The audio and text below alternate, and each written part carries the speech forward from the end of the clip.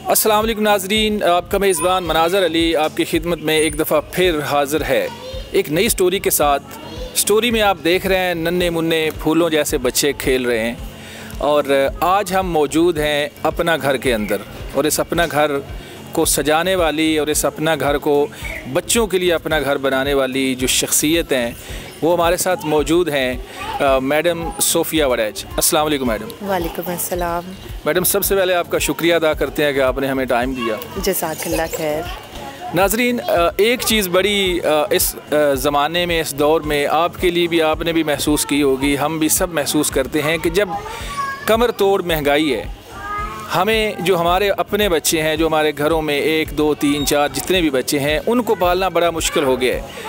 लेकिन ये ऐसी अजीम हस्ती हैं, ये ऐसी अजीम शख्सियत है मैडम सोफ़िया वड़ैच कि 61 बच्चों की माँ हैं, 61 बच्चों को प्यार देती हैं, 61 बच्चों को अपने बच्चों जैसा समझती हैं। और जैसा कि आप पीछे देख रहे हैं, इन्होंने जो अपना घर सजाया हुआ है, इस घर को इन्होंने ऐसे ही रखा हुआ है जैसे इनका अपना ज़ाती घर है। मैडम, ये आइडिया किस तरह से आया? ये बेसिकली जो आपने एक बात की कि महंगाई है और मुश्किल काम हो जाता है, तो मैंने जो बचपन से एक चीज़ सुनी थी अपने वालिद साहब को कहते हुए, वो ये थी कि रिस्क तकसीम करने से बढ़ता है, ये अल्लाह ताला का वादा है।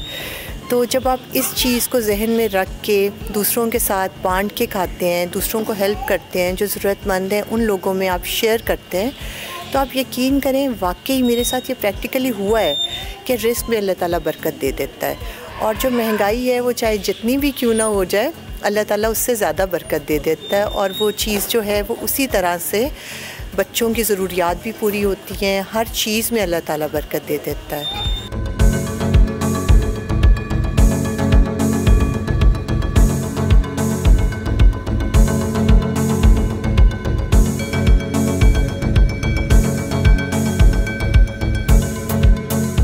अच्छा मैडम, ये मैं इनको सिर्फ बच्चा नहीं कहूँगा, जैसा लफ्ज़ मैंने इस्तेमाल किया, ये फूल हैं, ये फूल आपने कैसे जमा किए? इसका थोड़ा सा बैकग्राउंड है जो मैं आपको बताना चाहूँगी कि ये काम बेसिकली मैं अपने वालिद साहब की लेगेसी को कैरी कर रही हूँ। उन्होंने 1995 में एक काम शुरू किया जो कि डेली बेसिस पे वो सुबह तहज्जुद के टाइम उठा करते थे और ख़ुद अपने हाथ से लंगर तैयार करते थे। और जो बुर्जी में जो लोग सो रहे होते हैं मज़दूर फुटपाथ पे, या रेलवे स्टेशन में जो लोग सोए होते हैं मुसाफिर, उनको जाके वो नाश्ता करवाया करते थे। और ये वो काम था जो साल हर साल चलता रहा और मैंने अपना तमाम बचपन यही चीज़ें देखते हुए गुजारा। फिर वालिद साहब के इंतकाल के बाद मैं, क्योंकि उनकी इकलौती औलाद हूँ, तो मुझे उनके काम को आगे लेके चलना था और मेरा फ़र्ज़ भी था लेकिन मेरा पैशन भी था। और छोटे बच्चों के हवाले से मैंने हमेशा अपने वालिद साहब को बचपन से एक बात कहते हुए सुना था। वो कहते थे कि हुज़ूर पाक सल्लल्लाहु अलैहि वसल्लम का फरमान है कि अगर तुम चाहते हो कि तुम्हारा दिल नरम हो जाए और तुम अपनी मुरादों को पालो तो यतीम पर रहम किया करो। तो ये चीज़ कहीं ना कहीं मेरे माइंड में बैक ऑफ माइंड चलती रही और मैं हमेशा जब भी किसी छोटे बच्चे को, यतीम बच्चे को, बेसहारा बच्चे को या ऐसे बच्चों को जिनको उनकी फैमिलीज़ ओन नहीं करी, अपने इर्द गिर्द ऐसी स्टोरी सुना करती थी या देखा करती थी, तो हमेशा अल्लाह ताला से दुआ करती थी कि अल्लाह ताला मुझे इस्तिताअत दे और मैं इन बच्चों के लिए कुछ कर सकूं जिनका कोई ख्याल रखने वाला नहीं है। तो टाइम गुज़रता गया, अल्लाह ताला ने मेरी दुआ सुन ली और अब अल्हम्दुलिल्लाह लास्ट ईयर 1 रमज़ान को हम लोगों ने एक घर बनाया, बड़ा खूबसूरत घर, अपना घर के नाम से, और उसमें हमने इनिशियली 5 बच्चों से स्टार्ट किया। अच्छा जी, पहले हमारे पास 5 बच्चे आए और वो ऐसे बच्चे थे जिनके वालिदैन का पता नहीं था। तो क्योंकि उनकी पेरेंट्स का नाम भी क्लियर नहीं था, तो फिर वहाँ पे हम लोगों ने नादरा में, मैं और मेरे हस्बैंड इन बच्चों के रूहानी वालिदैन की तरह से रजिस्टर्ड हैं और ये बच्चे हमारे बच्चों की तरह रजिस्टर्ड हैं नादरा में। और इसके बाद फिर बच्चे आते गए, जो जो ज़रूरतमंद बच्चा था, जो जो डिज़र्विंग बच्चा था, जो हमारे तक पहुंचा, हमने उसे गोद लिया, हमने उसको अपना लिया। लेकिन एक चीज़ जो हम इंश्योर करते हैं वो हम ये करते हैं कि इन बच्चों को हम इंशाअल्लाह ताला जब तक ये बच्चे कुछ बन नहीं जाते ना, तब तक वापस इनकी फ़ैमिलीज़ के हवाले नहीं करेंगे। क्योंकि कुछ बच्चे ऐसे हैं जिनके सिंगल पेरेंट्स हैं, कुछ बच्चे ऐसे हैं जिनकी ब्रोकन फैमिलीज़ हैं। तो हम बाज़ औक़ात होता ये देखने में आया है कि बच्चे जब थोड़े से बड़े होते हैं तो पेरेंट्स उन्हें ले जाते हैं अगर किसी के वालिद ज़िंदा हैं या वालिदा ज़िंदा है, इर्द गिर्द वाले मशवरा देते हैं कि अब बच्चा बड़ा हो गया है, 4 जमातें भी पढ़ ली हैं, कहीं जॉब कर लेगा तो तुम्हारा सहारा बन जाएगा। इस तरह से बच्चे की पर्सनैलिटी शटर हो जाती है। 5-6 साल अगर वो इतने खूबसूरत माहौल में रहेगा, इतनी अच्छी ग्रूमिंग, इतना अच्छा स्कूल है जहाँ पे ये बच्चे एजुकेशन ले रहे हैं। यहाँ पे मैं आपको मेंशन करना चाहूँगी कि अभी रिसेंटली हम लोगों ने अलमरा ग्रामर स्कूल के नाम से एक स्कूल बनाया है और वो इतना ज़बरदस्त स्कूलिंग सिस्टम है कि आप उसको बीकन हाउस या किसी भी अच्छे बड़े लाहौर के जो इंटरनेशनल स्टैंडर्ड के स्कूल्स हैं उनसे आप कंपेयर कर सकते हैं। अच्छा। और वहाँ पे ये हमारे 60 बच्चे जा रहे हैं। इसके अलावा वहाँ लोकल कम्युनिटी के बच्चे भी आ रहे हैं जो अच्छी फैमिलीज़ हैं। बेसिकली उस स्कूलिंग सिस्टम को शुरू करने का मकसद ये है कि जो हमारा सफ़ेद पोश तबका है, जो पिस के रह गया महंगाई के हाथों, और जो ये चाहते हैं कि उनके बच्चे अच्छी स्टैंडर्ड एजुकेशन हासिल करें और वो अफोर्ड नहीं करते कि एक बच्चे के लिए 30-35 हज़ार रुपया वो स्कूल की फ़ी पे करें, तो हमने उन बच्चों के लिए वहाँ पे 4000 फ़ी रखी है, बहुत मिनिमल फ़ी में। उन्हें एग्जैक्टली वही स्टैंडर्ड दे रहे हैं। एसीज़ लगे हुए हैं क्लासरूम्स में, तमाम स्कूल जो है पूरा का पूरा एयर कंडीशन है। उसके बाद सारा क्वालिफाइड हाईली क्वालिफाइड स्टाफ है वहाँ पे। आप वहाँ का करिकुलम देख लें, आप वहाँ का इंफ्रास्ट्रक्चर देख लें, एवरीथिंग इज़ जस्ट परफेक्ट अल्हम्दुलिल्लाह। हमने ये कोशिश इस वजह से की है कि ना सिर्फ इन बच्चों के लिए बल्कि वो बच्चे भी जो अपने पेरेंट्स के साथ रह रहे हैं और वो डिज़र्व करते हैं कि वो अच्छी एजुकेशन लें और वो चाहते भी हैं, लेकिन रिसोर्सेज कम होने की वजह से वो नहीं कर पा रहे। और वहाँ पे हमने ये थोड़ी सी फ़ीस इस वजह से रखी है ताकि लोगों की सेल्फ़ रिस्पेक्ट हर्ट ना हो।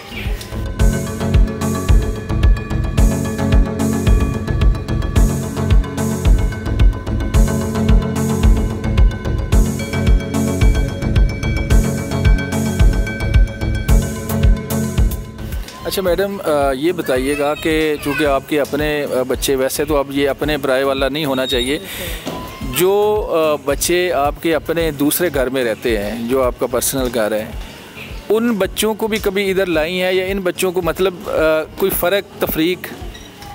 ये तमाम बच्चे मेरे अपने बच्चे हैं जी। और ये घर जो है यहाँ पे ये बच्चे इसी तरीके से रहते हैं जैसे कोई भी अच्छी फैमिली के बच्चे अपने घर में रहते हैं, इस घर को ओन करते हैं।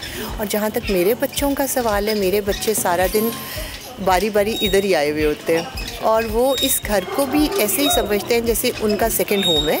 और ये बच्चे उनके छोटे बहन भाई हैं। और ये क्योंकि मेरे बच्चों की एज थोड़ी बड़ी है, मेरा सबसे छोटा बच्चा जो है वो बेटा, उसकी एज जो है वो 5.5 साल है। वो थोड़ा छोटा है बट बाकी बच्चे बड़े हैं अल्हम्दुलिल्लाह। और जो छोटा वाला है उसकी भी अटैचमेंट का लेवल आप देखें, शुरू में तो वो ऑब्वियसली थोड़ा जेलस था, हकीकत है, क्योंकि वो घर का बेबी था और उसे लगता था मामा और बाबा सिर्फ मेरे हैं, क्योंकि बाकी बहन भाई तो बड़े थे।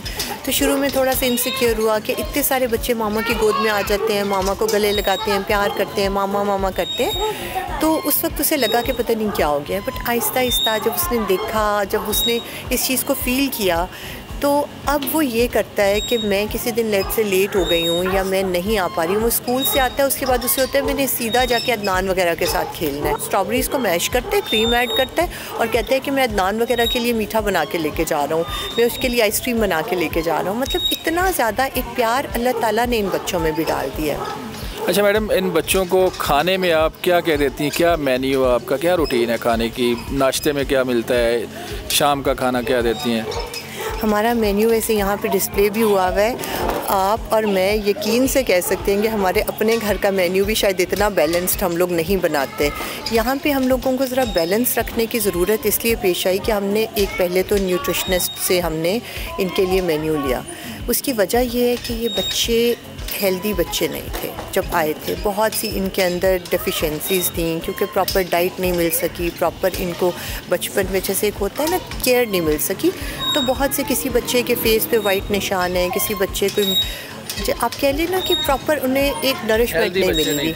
तो उस वजह से हम लोग इन बच्चों की हेल्थ पे ख़ास ध्यान दे रहे हैं। और इनका 1 मंथ का जो मेन्यू होता है वो हमारा डिस्प्ले में होता है। हमारे स्टाफ को भी पता होता है कि ये बनना है। उसमें एक बैलेंस्ड किस्म की डाइट होती है जिसमें मीट भी होता है, जिसमें वेजिटेबल्स भी होती हैं, जिसमें फ्रूट्स होते हैं, दूध होता है, एग्स होते हैं, बादाम होता है, खजूरें होती हैं। वो जैसे जैसे हमें न्यूट्रिशनिस्ट ने रिकमेंड की हुई हैं वो हम उस तरीके से इन बच्चों के लिए करते हैं। और इसको फिर हम थोड़ा इंटरेस्टिंग भी बनाते हैं कि बच्चे सिर्फ समटाइम्स ये नहीं होता कि हेल्दी डाइट हो, थोड़ा सा बच्चों के लिए इंटरेस्टिंग भी होना चाहिए। तो वो कभी कभी हम बीच में थोड़ा थोड़ा सा जंक फूड ऐड कर देते हैं, किसी दिन बर्गर और फ्राइज़ कर लिए। और इसके अलावा हफ्ते में एक दफ़ा हम इंश्योर करते हैं कि हम इन तमाम बच्चों के साथ, जो 60 बच्चे हैं, या भी आप एक घर में आए हुए हैं, ये हमारा हाउस 1 है जिससे हमने स्टार्ट लिया था, और यहाँ पे 20 बच्चे हैं। इसी तरह से 2 घर और हैं, और वो भी कैवलरी ग्राउंड में। टोटल हमारे पास 3 घर हैं और बच्चों की तादाद 60 है। तो जब हम कहीं बाहर जाते हैं तो हम 60 बच्चे, और मैं, मेरे हस्बैंड और मेरे अपने 4 बच्चे, हम सब इकट्ठे जाते हैं और किसी न किसी जाके रेस्टोरेंट में खाना खाते हैं, और किसी न किसी मॉल में जाते हैं, बच्चों को शॉपिंग कराते हैं। तमाम बच्चों को ये अलाउड होता है कि आपने अपनी अपनी पसंद की एक चीज़ लेनी है। तो वो दिन जो होता है हमारा वीक में एक दिन, वो हम सब के लिए चीट डे होता है। उस दिन फिर जो बच्चों का दिल चाह रहा होता है, कोक पीनी है आपने आइसक्रीम खानी है, जो भी आपने चीट डे करना है ना, वो आप उस दिन कर लें। बाकी तमाम वीक जो है ना, बैलेंस डाइट हम बच्चों को देते हैं। अच्छा मैडम, ये बताइएगा, जैसा कि मैंने शुरू में ज़िक्र किया कि महंगाई बहुत ज़्यादा है और माशाल्लाह से अपने बच्चों समेत ये ख़ासी तादाद बन जाती है, तो सबसे इस तरह का सिस्टम चलाने के लिए एक बजट मरकज़ी चीज़ है कि कोई भी काम करना है, बजट उसके लिए चाहिए। तो ज़ाहिर है इतना बड़ा बजट जो है वो सिर्फ़ एक बंदा अकेला तो अफोर्ड करना मुश्किल हो जाता है। तो बाज़ दफ़ा कभी ऐसा तो नहीं हुआ कि ये हो कि जेब खाली हो गई है, अकाउंट में पैसे नहीं हैं, और ज़ाहिर है बच्चे आपकी ज़िम्मेदारी हैं, कभी ऐसा हुआ है? किस तरह से ये मैनेज हो रहा है? हमने जब ये स्टार्ट किया था ना, तो हमें यही लगता था कि अब एक घर से शुरू करेंगे और 10 बच्चों के साथ 10 बच्चों को लेके चलेंगे और इन्हीं की बस हम परवरिश कर पाएंगे। लेकिन अल्लाह ताला ने इस चीज़ में इतनी बरकत डाली कि अल्लाह ताला ने, शुरू में तो हमने ये खुद से स्टार्ट किया था, उसके बाद हमारी फैमिली ने हमें सपोर्ट करना शुरू किया, हमारे फ्रेंड्स ने, हमारी क्लोज़ जो एक सर्कल होता है, उन लोगों ने, जब लोग देखते गए कि हम ये काम कर रहे हैं, ख़ुद ब खुद लोग इस फैमिली का हिस्सा बनते गए। और अब अल्हम्दुलिल्लाह बहुत से लोग ऐसे हैं जो हमें बहुत ज़्यादा इन बच्चों का ख्याल कर रहे हैं, टू द एक्सटेंट के एक सोसाइटी में हमें, जो है सेंट्रल पार्क सोसाइटी, उसके ओनर हैं, उन्होंने हमें इन बच्चों के लिए 1 एकड़ जगह तक डोनेट कर दी है। उन्होंने कहा है कि वहाँ पे आप इन बच्चों के लिए अपना घर बनाएं और आप इन रेंटेड हाउसेस से निकलें। और जहाँ आपने कहा कि बच्चों का बजट समटाइम्स कम होने का हो जाता है, शुरू में हमें एक बुज़ुर्ग मिले थे जब हम ये काम स्टार्ट कर रहे थे, तो बहुत ही अल्लाह ताला के दे के इंसान है, दोबारा उनसे कभी मुलाकात नहीं हो पाई हमारी, शायद कोई फ़रिश्ता सिफ्त इंसान थे, एक ही बार हमें मिले। उन्होंने हमें एक बात कही थी, उन्होंने कहा था कि बेटा, जिस दिन तक आपकी नीयत ठीक रहेगी ना, आप जो काम सोचेंगे वो हो जाएगा। और हकीकतन यही हुआ है। जब हम लोगों ने दूसरा घर शुरू किया तो हम लोगों ने घर रेंट पे ले लिया। जब हमारे पे प्रेशर था, सिंध में सैलाब आया, बच्चे हमारे पास आ रहे थे, यहाँ पे जगह कम थी, हम बच्चों को यहाँ नहीं रख पा रहे थे, हमें अगला घर जल्दी में लेना पड़ा। अब घर तो हमने रेंट पे ले लिया, नया स्टार्ट किया था, हमारे पास इतना बजट नहीं था। अब हम लोग रात को बैठ के सोच रहे हैं कि अच्छा, अगर हम फर्निश कर लेते हैं घर को, तो हमारे पास इतना बजट नहीं होगा कि अगले 2-3 माह के लिए हम थोड़ा बच्चों के लिए रिज़र्व रखते हैं, कि ज़ाहिर है थोड़ा बहुत कभी ऊपर नीचे हो जाए तो ऐसा ना हो कि किसी चीज़ में हमें बच्चों की कमी करनी पड़े।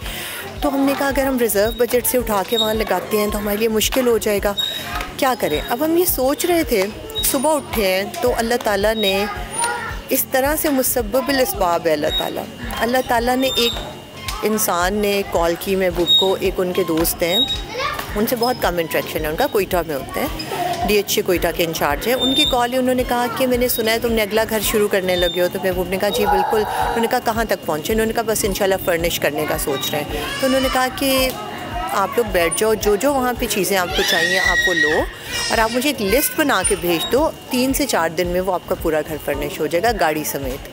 यकीन करें, बैठे बिठाए वो घर विदिन 4 डेज़ उन बच्चों के नसीब के लिए अल्लाह ताला ने लिखा हुआ था, आसानी के साथ वो घर फर्निश हो गया और हमें पता भी नहीं चला। और जब भी कुछ ऐसे होता है ना, तो हमें फ़ौरी तौर पे उनकी बात याद आती थी, जो बुज़ुर्ग मिले थे, कि जब आप सोचेंगे तो अल्लाह ताला पूरा कर देगा। इसी तरह अभी जैसे 3 घर हो गए हैं तो करीब बिल्कुल वॉकिंग डिस्टेंस पे तीनों घर, लेकिन ऑब्वियसली 3 घरों के मैनेजमेंट, मेरा हर जगह पे बच्चों के साथ पर्सनल इंटरेक्शन, जाना, टाइम स्पेंड करना, थोड़ा सा अब हमें लग रहा था कि अगला घर शुरू करना है तो ये ना हो कि बच्चों का टाइम कम होता जाए, कि एक जगह पे आप बच्चों को कम टाइम दे पाएँ। तो अल्लाह ताला ने एक वसीला भेजा और अल्लाह ताला ने उनको इस तरह से हमारे लिए वसीला बनाया कि अब हमें जगह मिल गई और इंशाअल्लाह ताला हम लोग अनकरीब वहाँ पे इन बच्चों के लिए खूबसूरत से घर बनाना शुरू कर रहे हैं, जहाँ पे एक ही चार दीवारी के अंदर हम लोग 200 बच्चों के अकोमोडेशन का इंशाअल्लाह ताला बंदोबस्त करेंगे और हॉस्टल या शेल्टर होम नहीं बनाएंगे। वो भी बड़े खूबसूरत छोटे छोटे घर होंगे जहाँ पे हर घर में 12 बच्चे और 2 मेड्स रहा करेंगी। जी बहुत शुक्रिया मैडम, आपने हमें टाइम दिया। नाजरीन, मैडम सोफिया वड़ैच की गुफ्तगू आपने सुनी। इतने ज़्यादा बच्चों की अजीम माँ, यकीन करें इस चार दीवारी के अंदर जब आया हूँ तो एक रूहानी सुकून मिला है। इन बच्चों की तरबियत, इनका इखलाक, इनकी एजुकेशन, इनके लिए सफाई का निज़ाम, इनके लिए खाना, सारी चीज़ें देख कर ये एक अजीम मिसाल मेरी ज़िंदगी की, मेरी लाइफ की, मुझे इस तरह का पहले कोई इदारा नज़र नहीं आया। आप भी विज़िट करना चाहें तो ज़रूर इस इदारे में आएँ और कमेंट सेक्शन में आपने इस इदारे के बारे में, बच्चों के बारे में, मैडम के इस जो इंसानी खिदमत का जज्बा लेकर काम कर रही हैं, ज़रूर राय का इज़हार करने। इजाज़त दें। अल्लाह हाफ़िज़।